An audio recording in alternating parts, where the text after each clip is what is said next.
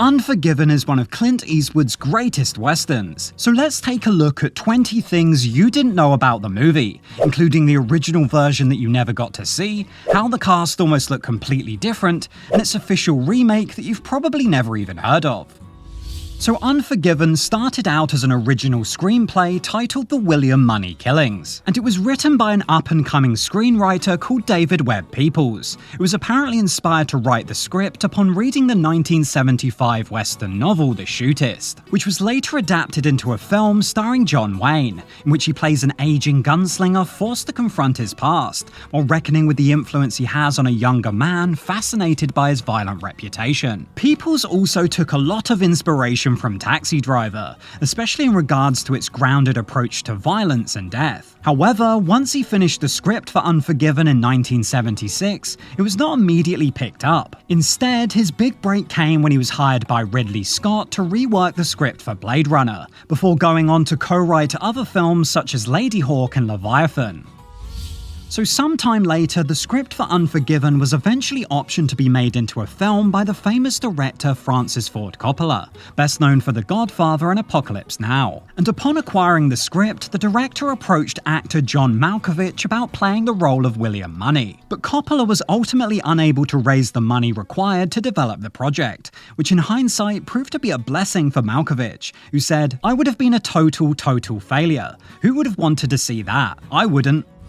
Now, following this failed attempt to get Unforgiven made, the script was eventually sent to Clint Eastwood, but it instead landed on the desk of his trusted associate Sonia Chernis, who previously worked on the story for the outlaw Josie Wales. And after reading the script for Unforgiven, she made it very clear to Clint Eastwood just how much she hated it, criticizing it for its rough language and basic story, before sending a now infamous memo that read, "It really is an insult to this company which has always had high standards, even to accept a property like this, which isn't worth your time or my time. I can't think of one good thing to say about it, except maybe get rid of it fast." But luckily, Eastwood decided to ignore the memo and read the script anyway, immediately falling in love with it.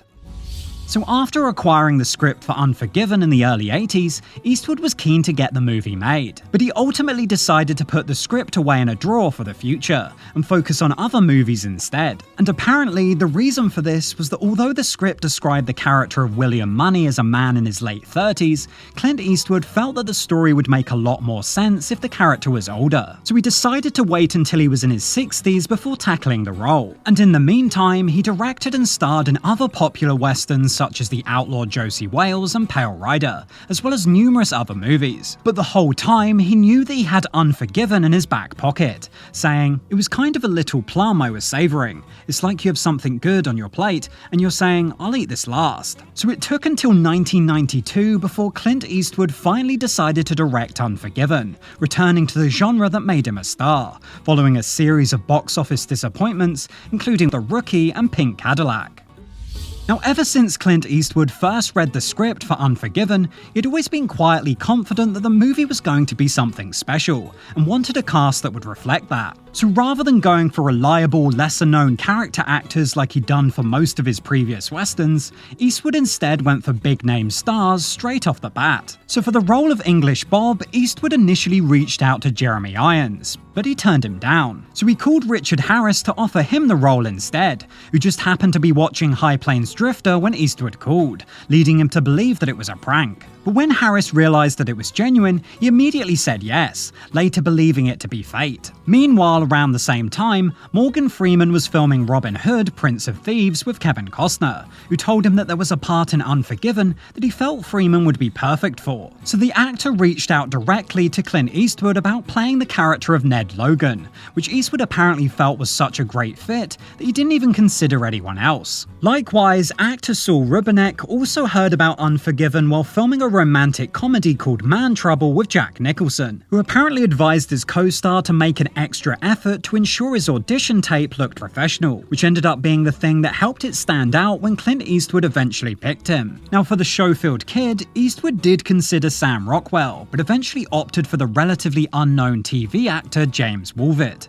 handing him the biggest role of his career to date. And for the role of Strawberry Alice, Clint Eastwood cast Frances Fisher, who happened to be dating at the time, before before later having a daughter together called Francesca Eastwood, who just recently appeared in her father's latest film, Juror Number 2. Now, easily the most important casting in the movie was that of its main antagonist, Little Bill Daggett. And Eastwood was set on the late great Gene Hackman for the role, but he'd actually already been approached about starring in the film by Francis Ford Coppala, and he just wasn't interested, as he felt he'd already taken on too many violent roles. But Eastwood insisted that Hackman reconsider, which he did, eventually coming round to the idea of playing a villainous lawman, as he felt that it was timely and important after the recent Rodney King incident, in which a black American was the victim of police brutality. And as a result of this change of heart, Gene Hackman absolutely stole the show as Daggett, even winning an Academy Award for Best Supporting Actor. Now, when it came to who should shoot the movie, in the past, Clint Eastwood would have typically called upon the services of cinematographer Bruce Surtees, who had shot all of his westerns from Joe Kidd through to Pale Rider. However, for Unforgiven, he decided to go with the cinematographer Jack N. Green, having previously worked together on Heartbreak Ridge, The Deadpool, and Pink Cadillac. And Green did an excellent job, using muted tones and natural light to invoke a richly atmospheric, gritty realism that really played into the themes of the movie. And as a result, Unforgiven was nominated for Best Cinematography at the Academy Awards. But since then, Green has turned his attention to shooting much more light-hearted films, such as 50 First Dates, 40-Year-Old Virgin, and Hot Tub Time Machine.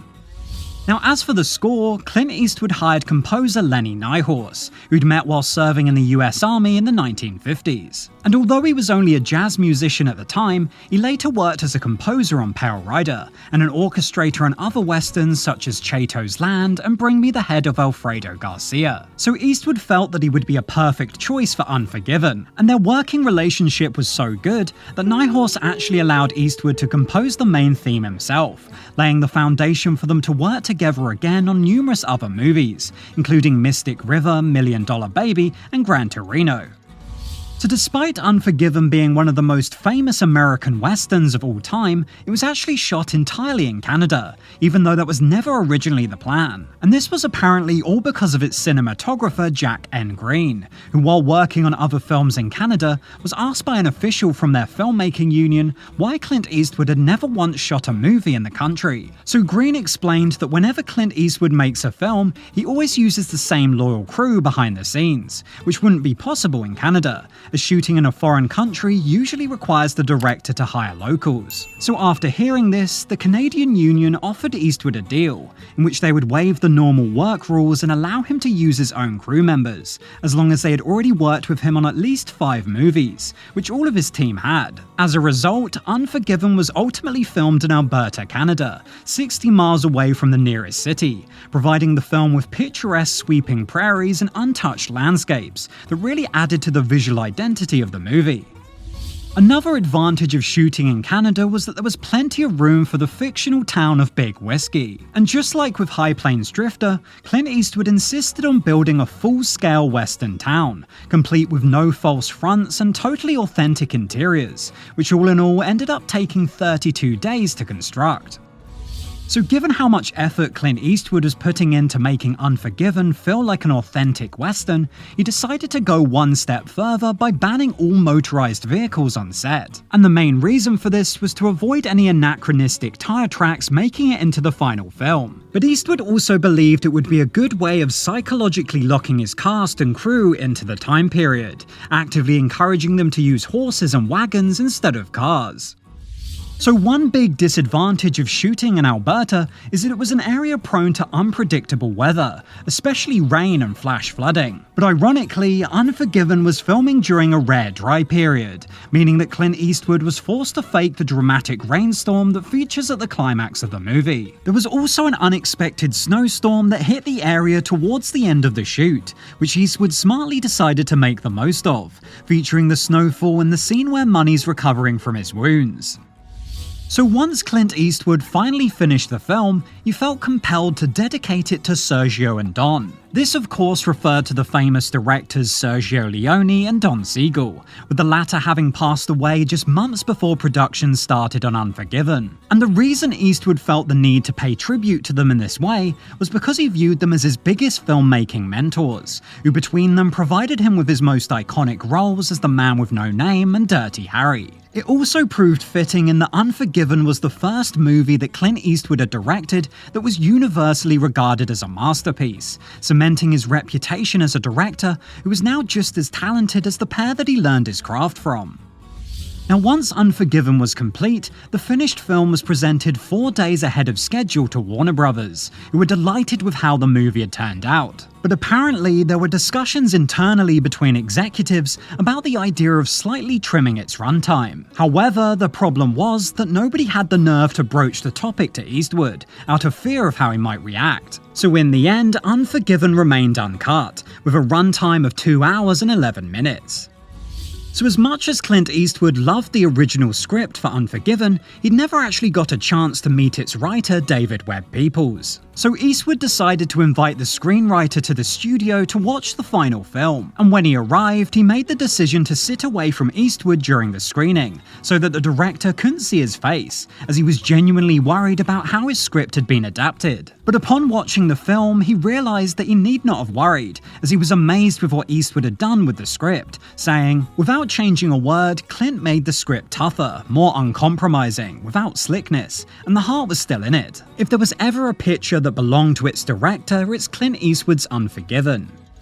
So when it came time to release Unforgiven, Clint Eastwood insisted on a low-key pre-release campaign for the movie, as he was apparently confident enough in its quality that he felt it would naturally find an audience. He also wanted people that did go to see it to come away from the cinema with a sense of discovery, so as to encourage word-of-mouth buzz. So following a summer of blockbusters including Batman Returns, Sister Act and Lethal Weapon 3, Unforgiven hit cinemas in August 1992 with very little fanfare. However, it ended up having one of the highest August opening weekends of any film up to that point, performing better than any Clint Eastwood film that had come before, ultimately grossing $159.2 million on a budget of just $14.4 million. Now, despite its box office success and popularity with general audiences, critics were generally more undecided about the movie. For instance, Hal Hinson of the Washington Post said, "By now, Eastwood has little more than a paint-by-numbers approach to acting. As a result, we relate to Munny more as a compendium of Eastwood's earlier characters." But easily Unforgiven's most famous detractors were the well-respected critics Robert Ebert and Gene Siskel, who said, "I thought that the picture really was overdrawn, and then I couldn't understand some of the characters, why they were stuffed in there. The Richard Harris character isn't really necessary at all. It could have been more of a showdown with Hackman and Eastwood. I wanted Eastwood's character to be enlarged, frankly. I thought he was sort of small within the picture, and great looking to be sure, but lifeless." Now, in fairness, to their credit, they did eventually re-evaluate the movie, as Robert Ebert later praised the movie in the Chicago Sun-Times, saying, "It has the elements of a crime picture, but the freedom of an art film. Unforgiven uses a genre as a way to study human nature. That implacable moral balance in which good eventually silences evil is at the heart of the Western, and Eastwood is not shy about saying so." So nowadays, Unforgiven is universally adored by critics and audiences alike, and viewed by many to be Clint Eastwood's finest achievement as both a director and an actor. Now, following the critical and commercial success of Unforgiven, the movie slowly but surely became an unlikely awards contender. And the reason it was unlikely was because westerns were typically overlooked in that regard.